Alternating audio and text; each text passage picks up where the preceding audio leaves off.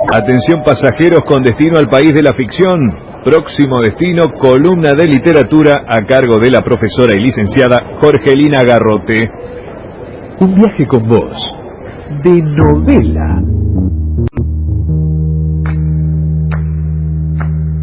Agarra los libros que no muerden, che.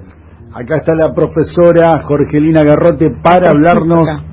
Bueno, ya empezamos. Bueno.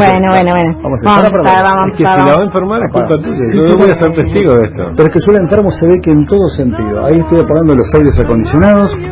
Bueno, vamos a hablar de literatura. Pasame una cobija para Jorgelina, y si no, vamos a abrazarla todos juntos, así se calienta como los pollitos, viste, que se amontonan. ¿Por qué no le das un chocolate? Tanto que hablaste del chocolate, en lugar de ser un dulce, viste, mirá, en lugar de ser un dulce, un chocolate, abrazarla, una frazada. Escúcheme, y después nos dice lo que pasa con el huevito y el conejo. Exacto. Vamos, que tengo 11 minutos. 11 minutos para que la literatura aterrice en un viaje con vos. Bueno, tengo un artículo de Mario Méndez del blog programa Bibliotecas para Armar, que es muy bueno. Se llama Versiones, Reversiones y Perversiones. Ojo con esta palabra porque no vamos a hablar de nada psicótico, no pasa por ahí. Sino pasa por esto que se ve muchísimo en literatura, que es la intertextualidad, y de qué manera también la literatura se va adaptando, va haciendo versiones por diferentes circunstancias y contextos. Podemos decir que el escritor más versionado en literatura y en cine es William Shakespeare. ¿Sí? Pensemos en Romeo y Julieta, en Hamlet, y que a su vez Shakespeare no inventó nada, porque para estas dos obras de teatro él se basó en textos muy antiguos, en romances trágicos, en el caso de la famosa pareja Romeo y Julieta, ¿no?, de Verona. O sea que podemos decir que la intertextualidad es la base, el alimento de la literatura, porque se alimenta justamente de literatura. Esto es lo que estoy trasladando de este artículo que leí, que voy a tratar de hacer una síntesis. Y en relación con literatura infantil y juvenil, sabemos que las adaptaciones y las versiones son prácticas desde el vamos, ¿no? Pensemos cuántos hemos entrado a la literatura, a los clásicos, a partir de las adaptaciones. Pensemos en la colección Villiquen, por ejemplo, quienes tienen más de 40, ¿no? Pero podríamos decir que hay hasta el día de hoy colecciones en las editoriales que tienen que ver con literatura infantil y que son justamente adaptaciones de clásicos. Y comentaba Mario Méndez, bueno, que él tenía un vecino en donde él vivía, en un departamento, un edificio, que él, a los 9 años decía que había leído el Quijote, cosa que a él, que también le gustaba leer, le parecía que era como una afrenta. ¿Cómo puede ser que un chico más chico que yo había leído el Quijote? Bueno, después obviamente se enteró de que, bueno, que era una versión del Quijote, entonces no estamos leyendo la versión, el texto original. Y luego lo que dice Mario Méndez, citando a Susana Escovich, que es una especialista en literatura infantil, lo que dice que son discursos diferentes, la adaptación y la versión, o versión libre. ¿Qué es lo que hace un adaptador?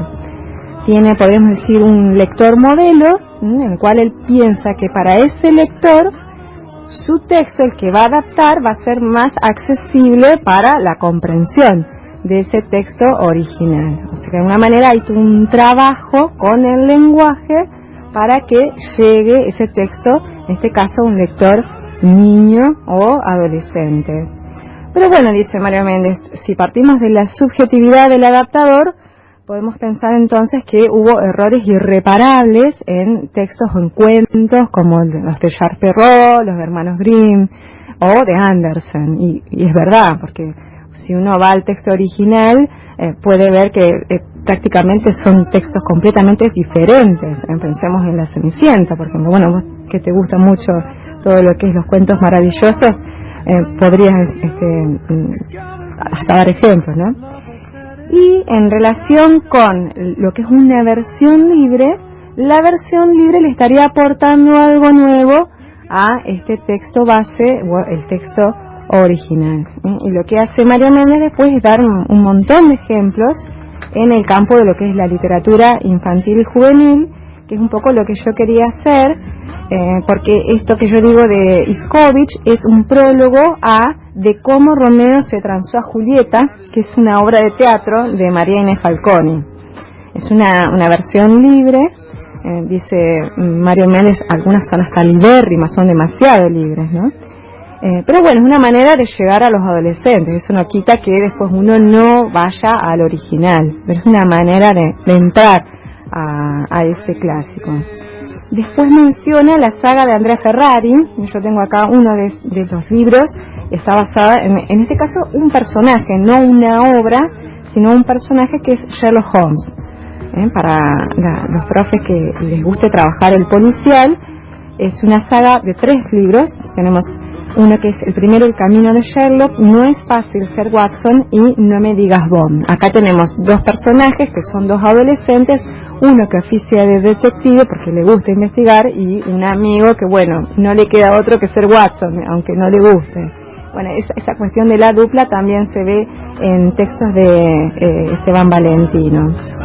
Y si hablamos, en este caso, cuando estamos hablando de versiones libres, también hay versiones libérrimas, como dice Mario Méndez, y acá tengo otro texto que es muy bello, de María Teresa Andrueto, Había una vez, en el cual ella toma el personaje de Sherzada de Las Mil y una Noches, pero con un sentido de trabajar la temática de género, no hacer una adaptación, sino trabajar la temática de la mujer en este texto.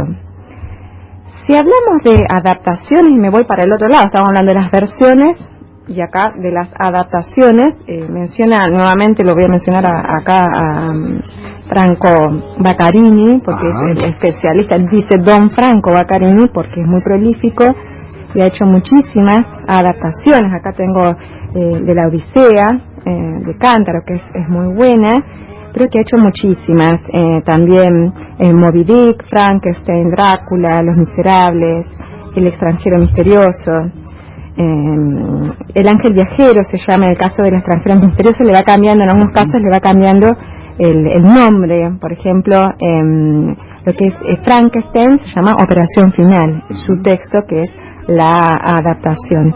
Y tengo acá, ya pensando en el 23 de abril, que va a ser el Día Internacional del Idioma aproximadamente, el martes, El Quijote. Como versión libre, no quería dejar de mencionar la de Adela Bach, Abra en cancha, que aquí viene Don Quijote de la Mancha, que es un texto humorístico, podríamos decir una doble versión, porque ella toma El Quijote, que es una novela, lo hace teatro, y toma algunos capítulos de El Quijote. Pero tengo acá otro que también puede pensarse como un texto controvertido, un Quijote traducido, en esto podemos acordarnos de Borges, es decir, el texto tal cual es el Quijote de la Mancha, pero traducido a un castellano más actual. Estamos hablando de en este caso el adaptador es Andrés Trapielo, y él dice que él hizo este trabajo pensando en el 80% de los españoles que no han leído el Quijote. Y si yo te leo unas citas, podríamos, la primera oración del Quijote, para que veas la comparación, hay que prestar atención. En el Quijote original dice así: en un lugar de la Mancha, de cuyo nombre no quiero acordarme, no ha mucho tiempo vivía un hidalgo de los de lanza en astillero, adarga antigua, rocín flaco y galgo corredor. Y en la adaptación dice: en un lugar de la Mancha, de cuyo nombre no quiero acordarme, vivía no hace mucho un hidalgo de los de lanza ya olvidada, escudo antiguo, rocín flaco y galgo corredor. Es decir, son, podemos decir, algunas palabras que van cambiando.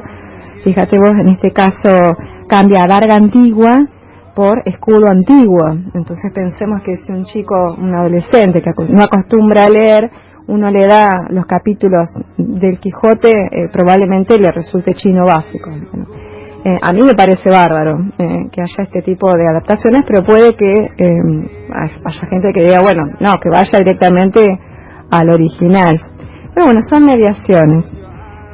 Y en relación con esta palabra, las perversiones, o versiones libérrimas, vos me decías hace unas horas que me hablabas de Roald Dahl, ¿te acordás el nombre del...? Cuentos en versos para niños. Claro, él ahí toma personajes de cuentos maravillosos y en forma de poema, y bueno, les va cambiando. Eso en literatura, sobre todo argentina, se ve mucho. En este caso Patricia Suárez menciona a María Méndez, habla el lobo, habla la madrastra, toma los villanos de los cuentos. Desde esa perspectiva, entonces, recrea y de alguna manera arma un nuevo texto.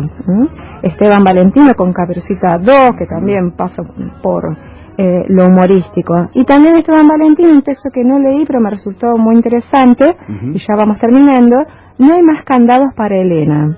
Una novela basada en la Ilíada. En este caso hay un rapto, el rapto de una muchacha Helena, pero esta Helena no es Helena de Troya, sino que es una Helena que se la rapta a un prostíbulo de campo. O sea que hay todo un tratamiento en